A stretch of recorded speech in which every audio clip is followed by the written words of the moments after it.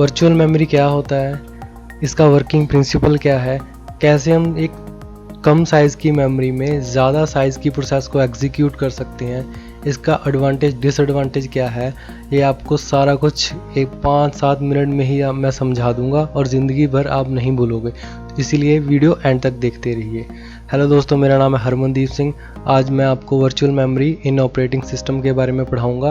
अगर आपने अभी तक मेरे चैनल को सब्सक्राइब नहीं किया तो सब्सक्राइब ज़रूर कर दीजिएगा और बेल आइकन भी दबा दीजिएगा। तो चलिए शुरू करने से पहले एक मोटिवेशनल कोट। किसी ने बहुत अच्छी बात कही है, मैं तुम्हें इसलिए सलाह नहीं दे रहा कि मैं ज़्यादा समझदार हूँ, बल्कि इसलिए दे रहा हूँ कि मैंने ज़िंदगी में गलतियाँ तुमसे ज़्यादा की है। चलिए इंट्रोडक्शन में देखिए, जब कंप्यूटर को मोर मेमोरी ज़्यादा मेमोरी चाहिए, उसकी फ़िज़िकल इंस्टॉल जो उसमें मेमोरी है उससे ज़्यादा मेमोरी चाहिए एक कंप्यूटर सिस्टम को, तो वहाँ पे वर्चुअल मेमोरी का कॉन्सेप्ट निकल के आता है। ये क्यों चाहिए ये भी पता चलेगा, और कैसे इस्तेमाल होता है, क्या वर्किंग है, ये भी आपको जल्दी समझ में आ जाएगा। और जो वर्चुअल मेमोरी है वो हम हार्ड डिस्क में से यूज़ करते हैं, ठीक है। जैसे मान लीजिए 4 GB की तो हमारे पास मेन मेमोरी है, लेकिन हम जो रियल कंप्यूटर की मेमोरी है, लेकिन जो यूज़र है वो 16 GB तक की वर्चुअल मेमोरी को इस्तेमाल में ला रहा है। यह एक तरह का इल्यूज़न है जो यूज़र को एक भ्रम सा पैदा करता है। कैसे? जैसे कि एक प्रोग्रामर है, उसको राइट करना है प्रोग्राम जो कि मेमोरी की ज़रूरत है उससे, उसकी कैपेसिटी से ज़्यादा, जितनी मेमोरी उसमें है उससे बड़ा प्रोग्राम है, कंप्यूटर की मेमोरी से बड़ा साइज़ का प्रोग्राम है, तो वहाँ पे वर्चुअल मेमोरी टेक्निक्स काम में आती है। अब ये कैसे काम करते हैं चलिए देखते हैं। जैसे एक CPU है कंप्यूटर, ठीक है, प्रोसेसर, और ये है हमारी मेन मेमोरी और ये है हमारी सेकेंडरी मेमोरी। सेकेंडरी मेमोरी ज़्यादा साइज़ की होती है, जैसे 1000 GB, और मेन मेमोरी 4 GB कम साइज़ की होती है। हमको पता ही है, प्रीवियस वीडियोस में हमने देखा। अब देखिए, CPU डिमांड करता है प्रोसेस P की, ठीक है, जो सेकेंडरी मेमोरी में पड़ी है, वो है 16 GB की, लेकिन हमारे पास मेन मेमोरी है जी, वो तो 4 GB की है, लेकिन ये 16 GB कैसे काम कर सकता है, कैसे लोड करें हम इसे। तो यहाँ पे देखिए हम कैसे करते हैं वर्चुअल मेमोरी की मदद से। तो देखिए, प्रोसेस P के 4 स्लॉट्स हैं, 4 पेजेस हैं, पेज 0, पेज 1, पेज 2, पेज 3, और चारों के चारों 4 GB की हैं, और ये 4 GB पूरा आ सकता है इस मेन मेमोरी में, क्योंकि 4 GB तक का इसका साइज़ है। तो पहले क्या करेंगे, हम जो P0 पेज है उसको लेके आएंगे मेन मेमोरी में। तो मेन मेमोरी में लाने से इसे एग्जीक्यूट कर लेगा ये CPU, ठीक है, क्योंकि CPU उठाता ही मेन मेमोरी में से है सब कुछ जो भी उसे चाहिए। तो P0 हो गया एग्जीक्यूट होने के बाद ये वापस चला जाएगा सेकेंडरी मेमोरी में, और यहाँ से हो जाएगा ख़त्म, क्योंकि P0 का काम हो गया हमारा।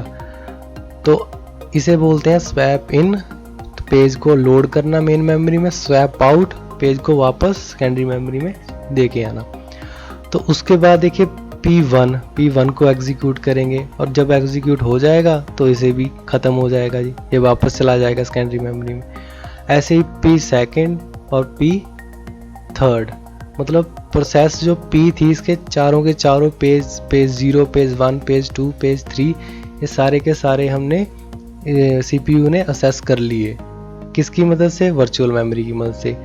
और देखिए कि हमारे पास थी तो 4 GB की, और हमने 16 GB तक की प्रोसेस को भी एग्जीक्यूट कर लिया।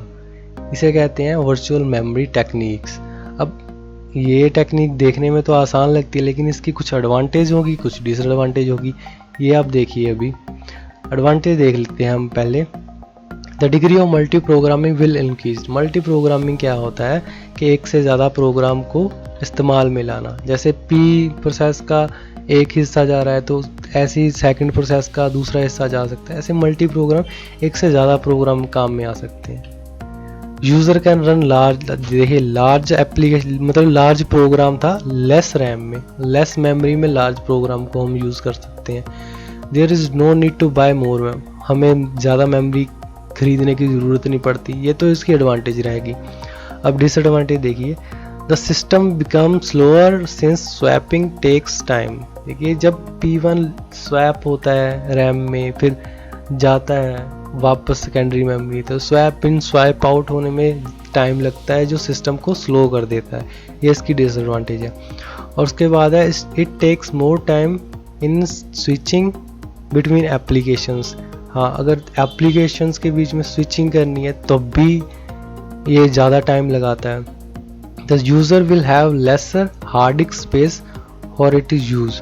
देखिए वर्चुअल मेमोरी में ना जो हार्ड डिस्क होती है उसको इस्तेमाल में ला लिया जाता है, उसको इस्तेमाल में लाने से हार्ड डिस्क कम पड़ जाती है, कम पड़ने से यूज़र को हार्ड डिस्क की अगर ज़्यादा ज़रूरत होगी तो वो इसे इस्तेमाल नहीं कर पाएगा।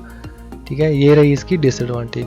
तो चलिए दोस्तों, अगर आपने यहाँ तक वीडियो देखी है तो ज़रूर आपको अच्छी लगी होगी, तो मेरे चैनल को सब्सक्राइब ज़रूर करके जाना। कुछ भी इम्प्रूवमेंट चाहिए तो नीचे कमेंट ज़रूर करके जाना। तो मिलते हैं नेक्स्ट वीडियो में, तब तक के लिए जय हिंद, वंदे मातरम।